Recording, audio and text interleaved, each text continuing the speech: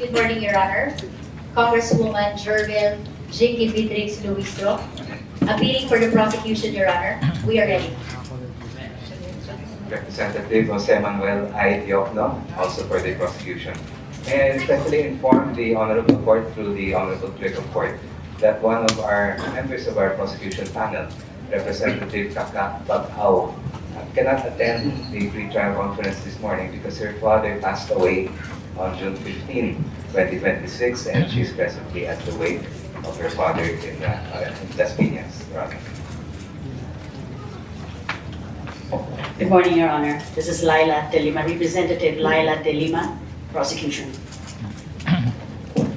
Representative Isabel Zamora, Your Honors. Your Honor, I'm Representative Lawrence Rivera, Defensor for the prosecution.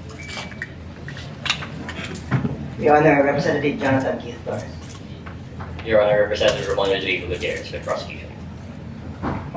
Your Honor, Representative Lord Ansuan for the prosecution. For the prosecution, Representative Joel Chua, Your Honor. Representative Terry Dutton, prosecution. Thank you. May I also request the public prosecutors to manifest for the record if they have designated private prosecutors authorized to appear, participate, and act on their behalf during this pre-trial conference and all matters incidental thereto. Please proceed. Your Honor, with us are private prosecutors who will be acting under the direct control and supervision of the public prosecutors. May they be allowed to enter their appearance as well, Your Honor.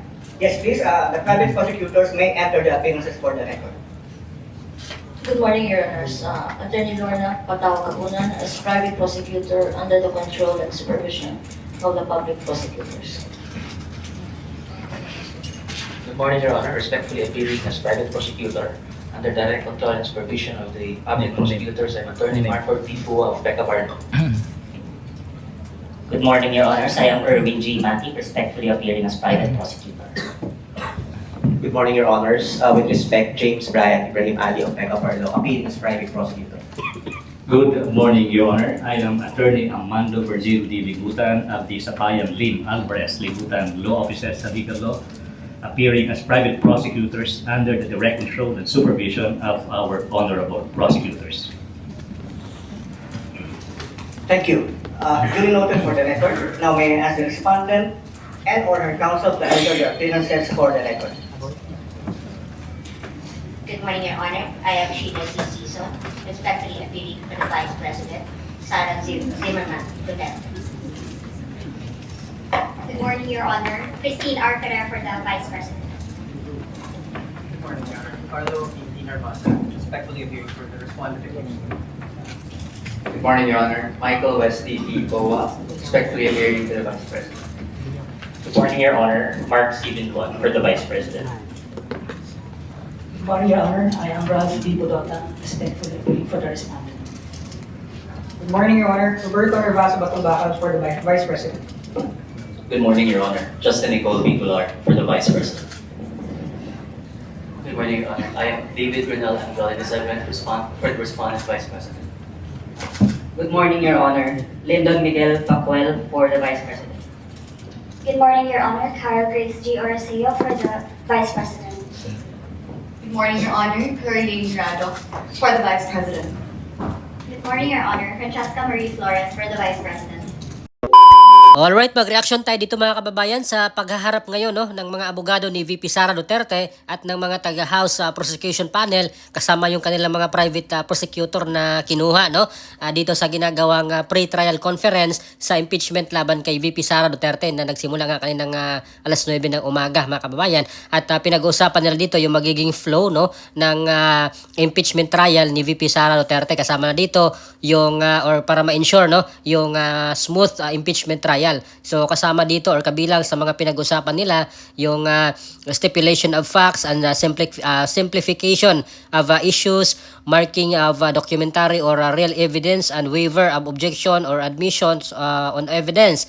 Kasama rin yung number and identification of witnesses, setting of trial dates, proposed sequence for the presentation of evidence and possible modification of the order of the trial and yung order matters as well as promote promote a fair and expeditious trial of the case. So sinabi naman dito ni Senate Secretary Attorney Renato Ray Bantog, no, na siya ring magiging clerk of the impeachment court, na ang conference na ito ay magtatagal hanggang June 25, no, para pag-usapan kung ano yung arrangement, ano yung mga gagawin, no, sa impeachment trial, yung mga lahat ng mga bagay-bagay pinag-uusapan nila ngayon, no, dito sa kailang pre-trial conference, mga kababayan. So nandito naman din syempre yung House Secretary General na si Attorney Cheloy Garafil, no, na may dala pang 57 page na pre-trial brief. Syempre may sagot din naman dyan yung kampo, no, ng ni VP Sara Duterte sa pangunguna ni Attorney Michael Pua, na nag-submit rin sila ng 70 pages na brief, mga kababayan, no. At according nga dito sa House Prosecution Panel, na balak nilang magpresenta ng nasa 30 na mga witnesses, no, dito sa gagawing impeachment trial, mga kababayan. Samantalang hindi naman po dinisclose ni Attorney Michael Pua yung kanilang mga witnesses, no, na ipipresenta rin during sa impeachment trial, mga kababayan. So kabilang nga sa mga grounds, no, nila dito sa impeachment laban kay VP Sara ay ito yung culpable violation of the Constitution, graft and corruption, betrayal of public trust through systematic liquidation, misuse, misappropriation, and irregular use of confidential funds amounting to 500 million under the Office of the Vice President and 112.5 million under the Department of Education. At pangalawang grounds nila dito, mga kababayan, sa kailang inihaing impeachment laban kay VP Sara ay ito yung culpable violation of Constitution or of the Constitution and betrayal of public trust when VP Sara Duterte amassed unexplained wealth manifestly disproportionate to her lawful income and earnings during her incumbency as public official. Then pangatlo, yung bribery, graft, and corruption, culpable violation of the Constitution, betrayal of public trust when she gave monetary gift or payments to DepEd officials, induce the violation and circumvention of procurement and other related laws. Then last ay culpable violation of the Constitution, high crimes and betrayal of public trust by constructing for assassination or assassination of the President, First Lady, and the former House Speaker Martin Romualdez by making grave threats and by actively inciting sedition against the Republic. So yun yung kanilang mga grounds, mga kababayan. Mantalang para po sa aking opinion dito, no, itong kanilang mga grounds for impeachment, mga kababayan, ay mga hawsyaw lang, no. Itong mga kanilang sinasabi na yung unexplained wealth ni VP Sara, at ngayon si Terero doon, meron namang bagong banat kay VP Sara na yung may mga armas daw yata si VP Sara na hindi diniklara, no, mga kababayan. So grabe itong kanilang mga ginagawang mga grounds, no. Dito sa confidential funds, nagsimula sila ng 125 million pero ngayon umabot na ng 500 million pala, no, under dito sa OVP, plus 112.5 million dito naman sa Department of Education noong secretary po siya ng DepEd, mga kababayan. So talagang makikita natin na porsigido talaga itong mga taga House of Representatives, no, na gantihan itong si VP Sara Duterte, at malinaw naman po yung kailang pakay, no, na para hindi po siya makatakbo sa 2028 presidential election kapag convict siya dito sa impeachment laban sa kanya, mga kababayan. Samantalang meron pa bang moral, no, itong mga taga House of Representatives knowing dito sa mga korupsyon na nangyayari dito sa kanilang institution, no? According dito kay Baguio City Mayor Benjamin Magalong, nasa 90% o mano, no, na mga House of Representative members or mga congressman ay corrupt, mga kababayan. So imagine, nasa 300 plus na mga congressman, 90% of that mga kurakot. So talagang nakakahiya, no, mga kababayan. At alam naman po natin yan, anong ginawa nila dito kay congressman or former congressman Kiko Barsaga, na talagang tinanggal talaga nila, no, in-expel talaga nila kasi siya lang po yung talagang may lakas loob na ibulgar, no, birahin or tirahin yung mga kapwa niya congressman na mga naghugas kamay, no, mga kababayan. Alam naman po natin lahat na grabe yung corruption talaga dyan sa House of Representatives, at ngayon nga yung Korte Suprema sa ongoing nilang oral arguments, no, doon sa GAA 2024 at GAA 2025 ay ipapatawag na, no, ipapakuha nila yung mga records noon ng BICAM, mga kababayan, no, kung paano yung ginagawa, ilang billion yun, 450 billion yata yun ng mga insertion kung hindi ako nagkakamali. So sa July mag-resume ulit sila ng kanilang oral arguments, mga kababayan.